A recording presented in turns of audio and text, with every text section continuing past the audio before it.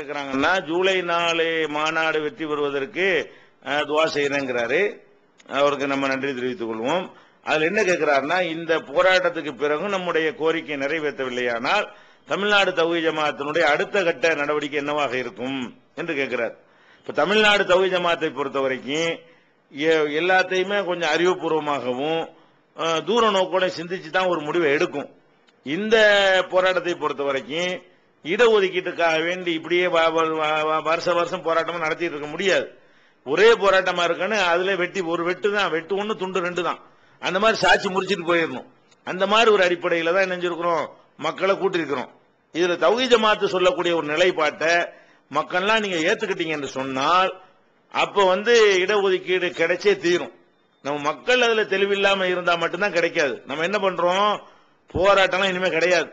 இடஒதுக்கீடு கொடுத்தீங்கன்னா தான் உனக்கு ஓட்டு போடுவோம், கொடுக்கலன்னா உனக்கு எதிராக தான் ஓட்டு, எவன் வந்தாலும் பரவாயில்ல அப்படின்னு சொல்லி இந்த ஆயுதத்தை கையில எடுத்து உறுதியா ஒரு தடவை எவனாச்சும் வந்துட்டு போறாங்கிறதுக்கு கொடுக்கலன்னு வைங்க, ஓட்டு போடாம இருந்தீங்கன்னு சொன்னா அதுல உழுவுற அடி என்ன செய்யும் கேட்டா அடுத்த தடவை ஜெயிச்சு வரும்போது தருவதற்கு அது காரணமா இருக்கும். அடி கொடுத்தா ஒண்ணு அந்த மாதிரி தோல்வி வேணாண்டு அறிவாளிகளா இருப்பார்களே, ஆனால் முஸ்லிம் வாக்குகள் நம்ம இழந்துட வேணாம், நம்ம தான் தேர்தல் அறிக்கையில 2004 தேர்தல் அறிக்கையில வாக்குறுதி கொடுத்தோம், நம்ம தான் கமிஷன் அமைச்சோம், ரங்கநாத் மிஸ்ராவுடைய அறிக்கையை நாடாளுமன்றத்தில் தாக்கலும் பண்ணிட்டோம், அவர் கொடுக்கவும் சொல்லிவிட்டாரு, எந்த சட்டச்சிக்கலும் இனிமே கிடையாது அப்படின்னு விளங்கி அவனுக்கு கொடுத்து விட்டார்களே, ஆனால் அவங்க புத்திசாலியா இருப்பார்கள். நம்மள என்ன செய்யணும், கொடுத்துட்டாங்கன்னு சொன்னா நமக்குள்ள சில பேர் திமுக அனுதாபி இருப்பாங்க, நமக்குள்ள அண்ணா திமுக அனுதாபி இருப்பாங்க, நமக்குள்ள கம்யூனிஸ்ட் அனுதாபி இருப்பாங்க. இந்த ஒரு கோரிக்கைக்காக வேண்டி அனைத்தையும் புறக்கணித்து விட்டு அனைத்து கட்சியை சேர்ந்த முஸ்லீம்களுமே அந்த கட்சியை மறந்து விட்டு காங்கிரசுக்கு தான் ஓட்டுன்னு முடிவெடுங்க. தந்துட்டாங்கன்னா நன்றி தெரிவிக்கணும்ல, உண்மையாளர்களா இருக்கணும்ல. அதனால என்ன செய்யுங்க, இதுல உறுதியா இருங்க, இடஒதுக்கீடு தந்தா தான் ஓட்டு, அதுக்கு கண்டிப்பா ஓட்டு போடுவோம், தந்துட்ட பிறகு ஏமாத்த மாட்டோம், கண்டிப்பா ஓட்டு போடுவோம் என்று நம்ம தெளிவா இருக்கணும். ஒருவேளை தரல என்று சொன்னா, அடுத்து வர்ற தேர்தலுக்குள்ள அவங்க தரல என்று சொன்னா உனக்கு எதிராக ஓட்டு. இதுக்கு மிஞ்சின ஒரு போராட்டம் கிடையாது. ஓட்டை ஆயுதமா பயன்படுத்துற போராட்டத்துக்கு மிஞ்சி வேற ஒரு போராட்டம் இருக்க முடியாது. அதை நம்ம வெயிட் பண்ணிக்கிட்டே இருப்போம். அடுத்த தேர்தல் வரட்டும், வரும்பொழுது என்ன செய்வோம், எதிர்ப்பு அடிச்சு வெளியேறி எரிஞ்சிட்டோம்னு சொன்னா அப்ப புத்தி வரும், ஆகா அநியாயமா அந்த முஸ்லீம்கள் இடஒதுக்கீடு தானே கேட்டாங்க, கொடுத்து வச்சிருக்கலாமே, இந்த மாதிரி தெருவில் நிக்கிறோமே அப்படின்னு நினைத்து அடுத்தபடி வரும்போது என்ன செய்வாங்க, இடஒதுக்கீடு தருவாங்க.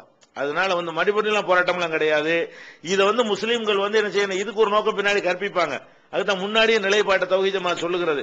யார்ட்டையும் பேச்சுவார்த்தை நடத்தி வாங்க வேண்டியது வாங்கிட்டுலாம் அந்த முடிவு எடுக்கல. முடிவு அடிக்கும்போது ரெண்டுக்கும் தான் சொல்றோம், தரவும் ரெடியா இருக்கணும், தரவும் மாட்டோம்னு சொல்றோம். இடஒதுக்கீடு தந்தா ஓட்டு, இடஒதுக்கீடு தரலன்னா ஓட்டு இல்ல, எதிர் ஓட்டு என்கிறத வெளிப்படையாக முன்கூட்டி அறிவிச்ச காரணத்தினால இது உள்நோக்கம் இல்லாத ஒரு அறிவிப்பு, எந்த ஒரு பிரதிபலனையும் எதிர்பார்க்காத ஒரு அறிவிப்பு என்பதை எல்லோரும் ஏற்றுக்கொண்டுவீர்களேயானால், அதன்படி நம்முடைய நடவடிக்கைகள் அமைப்போமையானால் கண்டிப்பாக இன்ஷா அல்லாஹ் என்ன செய்யும், இடஒதுக்கீடு கிடைக்கும். இப்ப கிடைக்கல என்று சொன்னா அதுக்கு பிறகு நம்ம அடிக்கிற அடியில் என்ன செய்யும், கிடைக்கும். உடனே கிடைச்சாலும் கிடைச்சிடும்.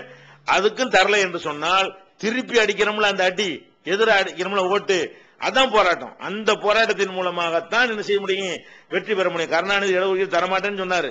ஒரு தேர்தலில் ஜெயலலிதா பக்கம் அதிகமான ஓட்டு விழுந்து கருணாநிதிக்கு முஸ்லீம் ஓட்டு குறைஞ்ச உடனே தனி மெஜாரிட்டியில் ஆட்சி அமைக்க முடியாம போன உடனே இவ்வளவு பெரிய கூட்டணியா இருந்து நம்ம 92 இடம் தானே ஜெயிச்சிருக்கிறோம், அவங்க 60 இடம் ஜெயிச்சிட்டாங்களே என்கிற ஒரு கால்குலேஷன் பண்ணி தான் அவரே கொடுக்க மாட்டேன்றவரை கொடுத்தாரு. 40 வருஷமா நம்ம ஓட்டை வாங்கிட்டு தராத ஒருத்தர் ஓட்டு போடும்போதெல்லாம் அவர் தரல. ஒரு தடவை முஸ்லீம் சமுதாயத்தில் கணிசமான பேரு ஓட்டை மாத்தி போட்டாங்க, மாத்தி போட்டது வேலை செய்யுது. அப்ப ஓட்டு போட்டாலும் சில நேரத்தில் வேலை செய்யும், சில நேரத்தில் மாத்தி போட்டாலும் வேலை செய்யும். அதனால மறுபடியும் போராட்டம் மக்களை கூட்டிட்டு நம்ம லட்சக்கணக்கில் செலவழிச்சிட்டு இருக்க முடியுமா? ஒரே போராட்டம் ஒழுங்கான போராட்டமா நடத்தி டிக்ளேர் பண்ணி அறிவிச்சிடணும். இதுதான் நிலைப்பாடு. இது நாங்க நாடு ஊரம் கொண்டு போவோம். இதுக்கு இந்த ஓட்டுக்கு பயப்படாதவங்க யாரும் இருக்க மாட்டான்னு நினைக்கிறோம். அதுக்கு பிறகு உனக்கு திமிர அலட்சியம் இருக்குமே, ஆனால் அதனால நீ தந்தா ஓட்டு தரலன்னா ஓட்டு இல்லைங்கிறதுக்கு மிஞ்சின ஒரு போராட்டம் கிடையாது. இப்ப